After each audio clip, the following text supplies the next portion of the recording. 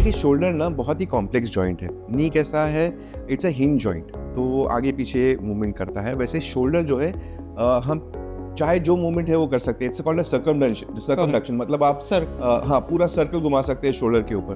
तो और उसमें दो पार्ट रहते हैं। शोल्डर गर्डल जो है उसके दो पार्ट रहते हैं, एक रहता है ग्लेनोह्यूमेरल जॉइंट और एक रहता है सब एक्रोमियल जॉइंट।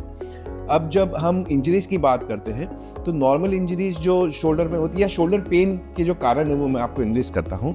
जैसे एक हो गया फ्रोजन शोल्डर, करेक्ट। बहुत ही कॉमन है, बहुत देखने को मिलता है। लोगों को ज़्यादा आइडिया नहीं है उसके बारे में, पता है कि ये फ्रोजन शोल्डर है, उसके लिए क्या करना है वो आइडिया नहीं है।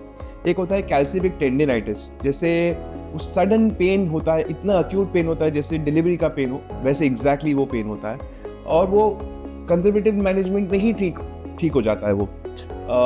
तीसरी चीज़ होती है इंजरीज, जैसे हो गया इंस्टेबिलिटी हो गया, जैसे शोल्डर डिसलोकेट हो रहा है बार बार, या हो गया रोटेटर कफ टेयर्स जो काफ़ी एथलीट्स में देखा जाता है और ओल्ड एज में देखा जाता है। जो एक मसल होती है यहाँ पे, एक ग्रुप ऑफ मसल होती है, इनफैक्ट 4 मसल्स होती हैं जो एक टेंडन बनाती है और यहाँ पे ला के उसको अटैच होता है। ओके। वो जो फंक्शन है वो मसल का या टेंडन का, वो हाथ ऊपर नीचे करना है। तो बाइक इंजरीज हो गई या गिर गए या ओल्ड एज में पतला होके वो टेंडन जो है वो फट गया, उसको हम कहते हैं रोटेटर कफ टेयर्स। ओके।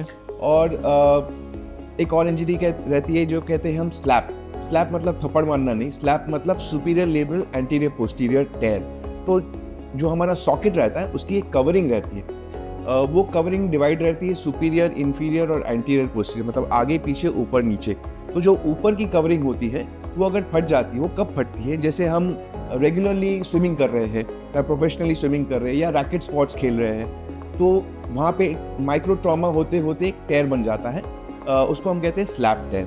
तो ये बहुत सारी इंजरीज है शोल्डर जॉइंट में जो हो सकती है। ये काफ़ी कॉमन है, इसलिए मैं इंग्लिश कर रहा हूँ इसको। और सारी शोल्डर इंजरीज को सर्जरी की ज़रूरत नहीं है।